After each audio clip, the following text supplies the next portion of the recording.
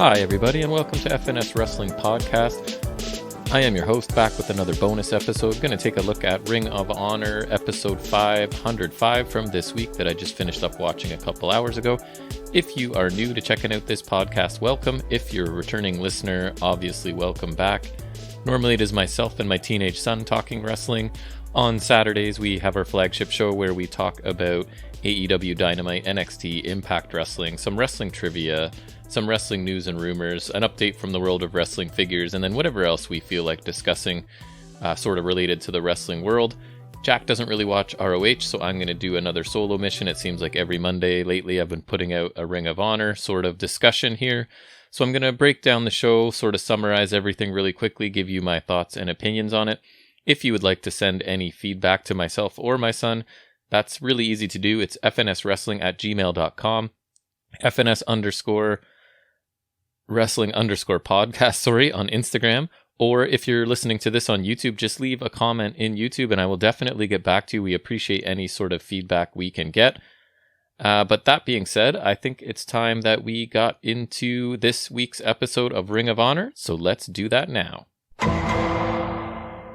So the show begins, and the first thing we notice is that Quinn McKay is back at her desk after 2 weeks away, and having lost her first match 2 weeks ago to Angelina Love, and then she was not at the desk last week. They said she was recovering from her match, so she is back now, and she sort of makes reference to the match, says that she's now back to reality, but promises that the match against Angelina Love will not be her last. She then runs down the card for tonight's show, which only has 2 matches. They've been doing 3 lately. 2 is what they were doing sort of when the reboot just started, so they've been sneaking in an extra match here and there, but today we're back to 2 matches. In the main event, the OGK of Matt Taven and Mike Bennett will face the Foundation, Tracey Williams, and Rhett Titus for the ROH Tag Team Championships, and Quinn tells us that Taven and Bennett are ready to bring home the gold that they held 5 years ago now that they are done with Vincent and the Righteous, and they can focus on sort of the tag team division. But first, we're going to get Fred Yehi facing Rocky Romero in a Pure Rules match. We then cut backstage really quickly, and Matt Taven clearly has been attacked. People are yelling for help. His tag team partner in OGK, Mike Bennett, shows up to help him and yells to get trainers. And sort of he helps Taven walk off and asks Matt Taven what happened, and you can hear Taven say that he doesn't really know, but they got his ankle. Maybe they're not done with Vincent or the Righteous, I guess, could be possible, but I guess we'll find out. It was a standard wrestling angle here. It did fine, but it kind of felt really rushed, like he was just down on the ground. Bennett shows up, picks him up right away, and away they go, sort of thing. Fine. I personally, if you listen to this show, you know I'm not a big fan of OGK. I really find it hard to care about them, especially as baby faces. If they were to turn heel, then I think things would be different. I just don't, there's nothing likable about them to me. So I struggle with them in this babyface role, but that's just me personally. So, I mean, other people may enjoy. I feel similar. I talk about it on our main show on Saturdays a lot. This is how I kind of feel about Cody Rhodes, that he's not actually a babyface and that he is a heel and we just need him to turn. And then I think everything will be fine. I feel the same way about both Bennett and Taven. They're just not likable people for me. So a heel turn would be welcome and I think they would be great. So we do get then the first match, which is Pure Rules between Fred Yehi and Rocky Romero.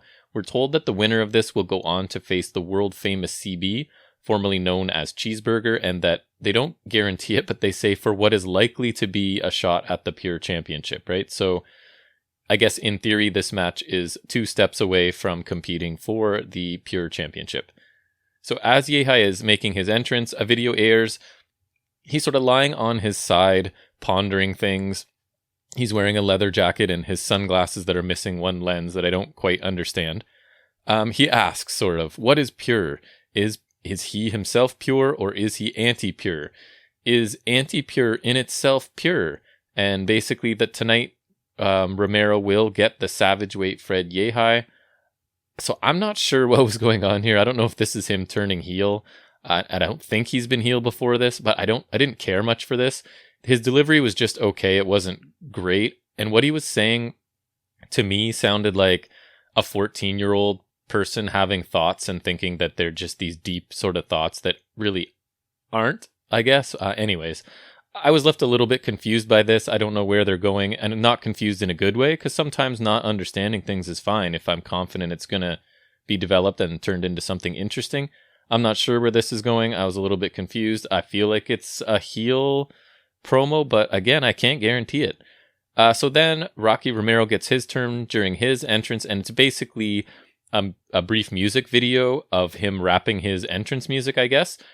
It includes in the lyrics talking about some of his moves. I think the it's not infinite clotheslines, but whatever he calls it, his clothesline spot, goes over some of his credentials from the wrestling world.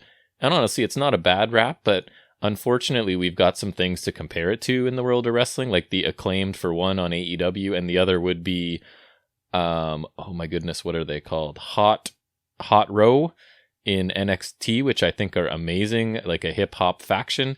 So I think both of those do a better job than this, but that's not to say that this was bad. And what do I really know about hip hop music? So maybe this was the best one. I don't know. You can tell me. So the match finally begins, and they start out grappling while sort of standing at this point and no real advantage. Then they end up on the mat, and this is where Yehi starts to get a bit of an advantage. He gets a hold, and then he starts to crank on Romero's neck, and the commentary team are sort of getting very animated about this. So again, I'm not sure if this is just aggressive Fred Yehi or if this is heel Fred Yehi, and the commentary team aren't doing much to help me, which I really don't mind because it bugs me when WWE go out of their way to tell us. I feel like if this were even NXT right now, they'd be saying, oh, new aggressive Yehi, this is his new style, look at his new style. So at least they're letting this breathe and letting us sort of figure it out as the viewer for ourselves, which I much prefer. The commentary team in this sort of near the beginning to middle part, I guess, they sort of drift off from calling any of the moves or the action in the ring. They're talking about, I think they start out talking about Romero's credentials, and then they get into talking about some New Japan things. And I must admit that I was getting bored with the match at this point too, and them not really talking about the match at all didn't help me sort of get pulled back into it, because I'm going to sort of talk about what I found boring in a little bit here. Yehi viciously stomps Romero's hand at one point. He stops the Forever Clotheslines. That's what it's called. The Forever Clotheslines. He stops it with an uppercut, but Romero counters it with a DDT really quickly.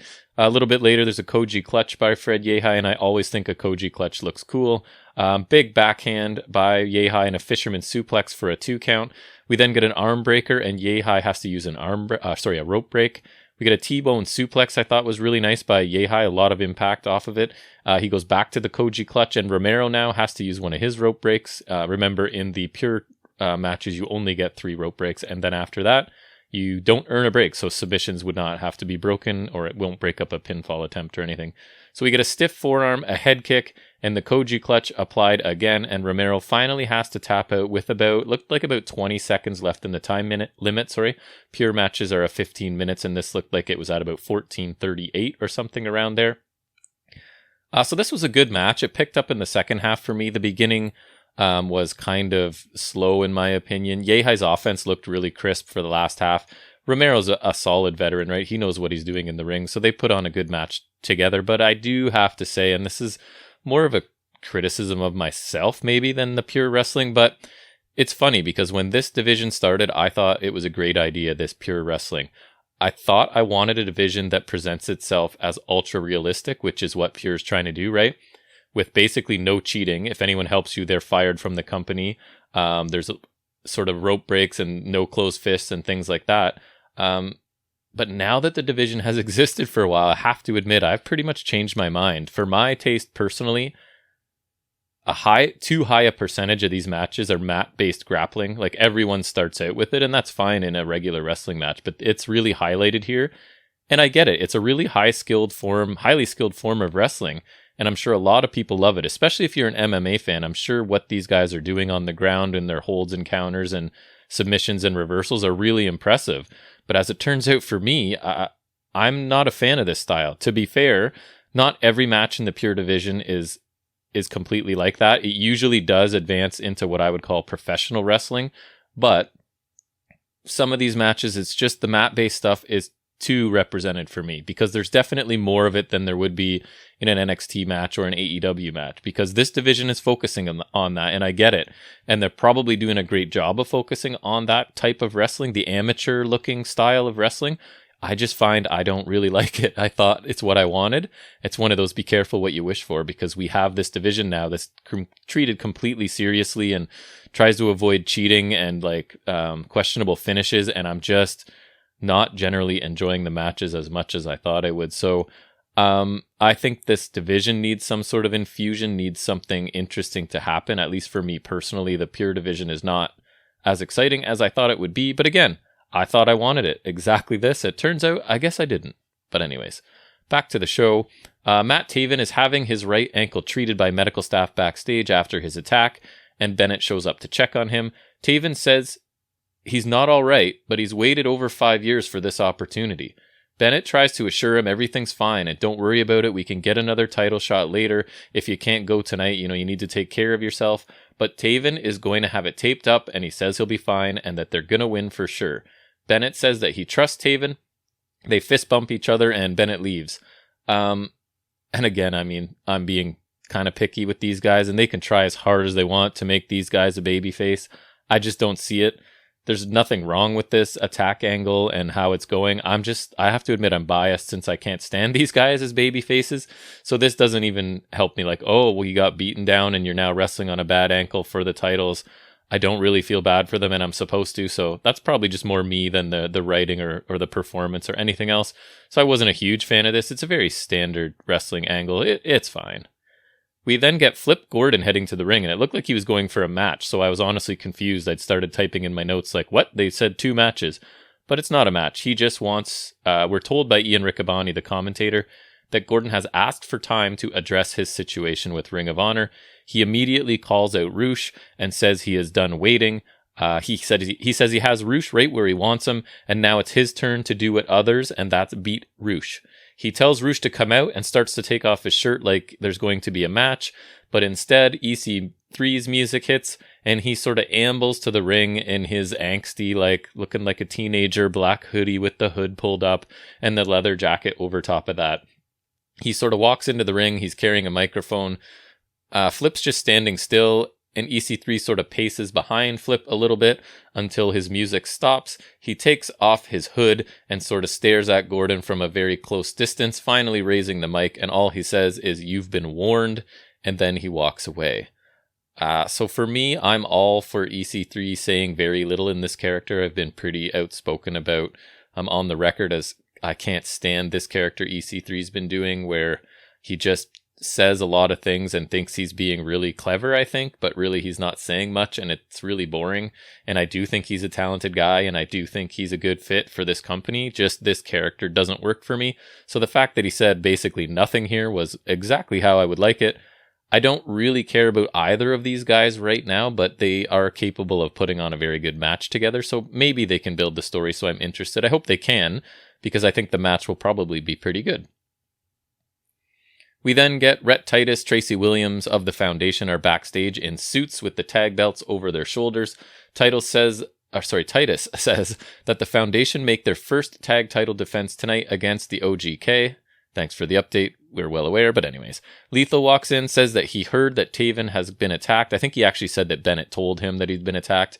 They all sort of seem concerned and are sick of all these attacks. Like this is exactly what they're trying to stop in ROH, because this isn't part of pure wrestling, right? This is like the professional carny wrestling, and that's what they're trying to get out of. So it goes right against everything they stand for in theory. Tracey Williams says that they will push the match until Taven is healthy, trying to take the high road. And listen, if he's not well, tell him to get well, and we can push the match and do it later. Lethal sort of agrees.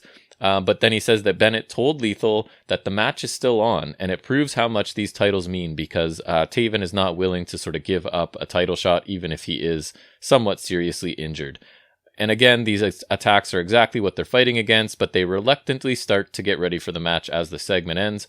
I thought this was a good little segment. It's kind of feeling to me, and I don't know anything, obviously, it feels like maybe someone in the Foundation is responsible for this attack to Taven. They seem to be sort of protesting a bit too much, it feels to me. It still could be a good story, actually. That's kind of cool that this group, the Foundation, and this division, by extension, in my opinion, could use a little bit of personality and something injected. So maybe some shenanigans in the pure division is kind of what I need to make it feel a little bit more like professional wrestling and not like I'm watching choreographed MMA, I guess I would say. So anyways, I'm interested to see where it goes. And to me at this point, it feels like maybe it's an inside job by someone in the foundation. We'll find out. We then get our main event, which is OGK, Matt Taven and Mike Bennett versus the Foundation, Tracey Williams and Rhett Titus. And man, this was a very lengthy match. So I do have a bunch of notes. No chance I'm going to go move for move in ROH matches. I do that for you guys for NXT, but once a week is plenty for move stuff. So I've summarized it a bit, but there's still a lot here. This got a lot of TV time. So Taven and Bennett, I noticed, have separate entrances, even though they're a tag team and talking about all their history as a tag team and their previous championships as a tag team, but they come out with their own entrance music. So I thought that was kind of interesting. We start out with an arm wringer by Tracey Williams to put himself in control of Mike Bennett early. There's lots of holds and counters by these two guys to start out. Taven eventually comes in and we get a double team drop kick by the OGK to Tracey Williams.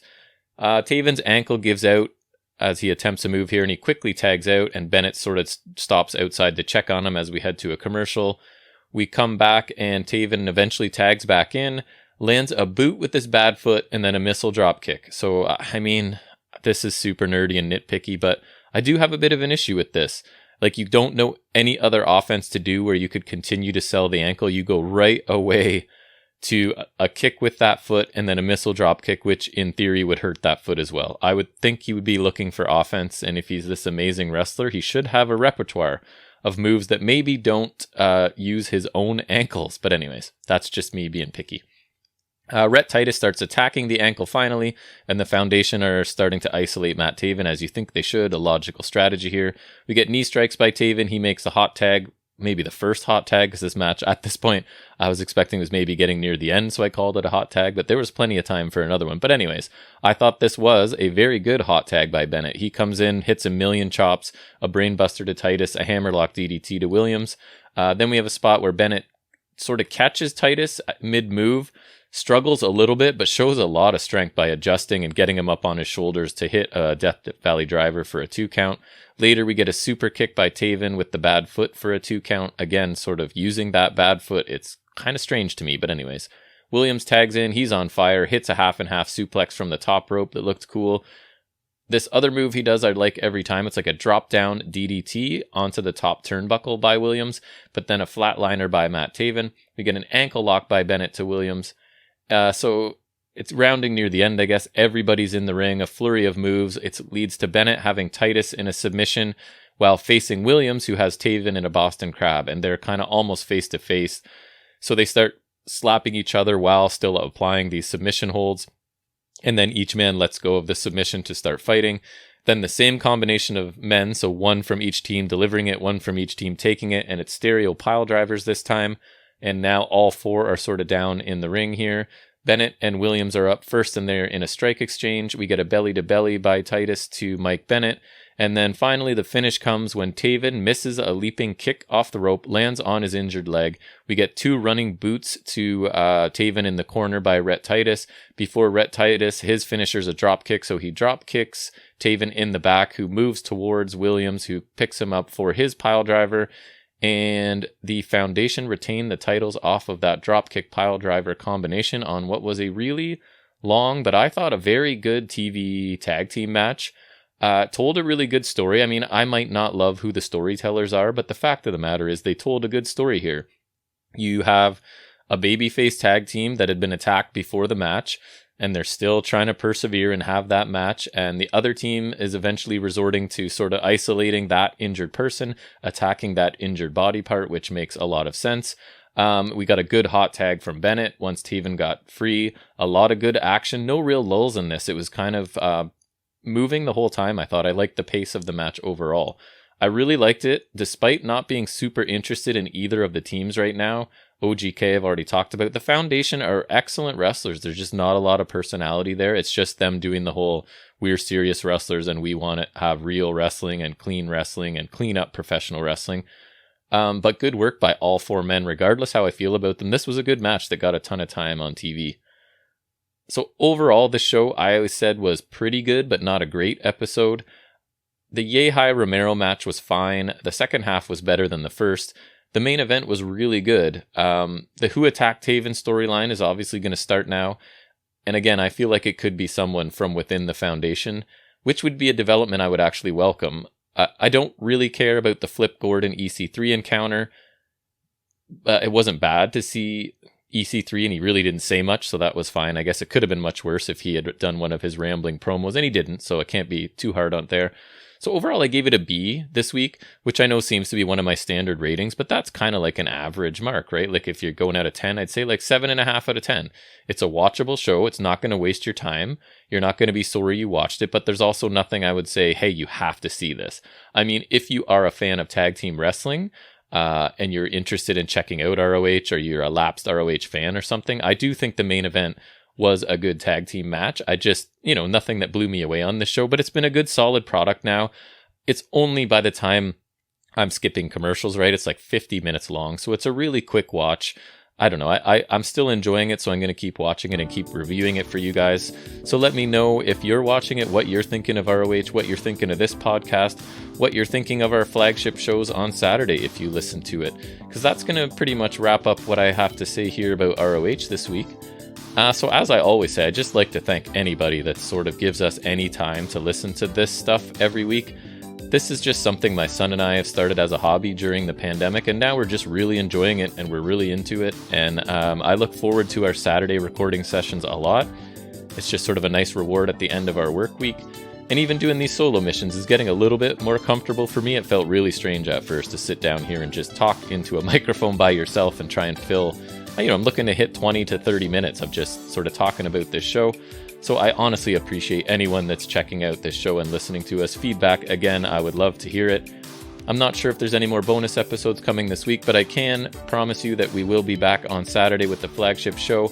So please, if you have a chance, come find us wherever you listen to this podcast. We'll be putting out more stuff on Saturday and beyond, and we hope to see you then. And until there, that doesn't make sense. Messed up the sign off. Until then, let's try that. Until then, take care.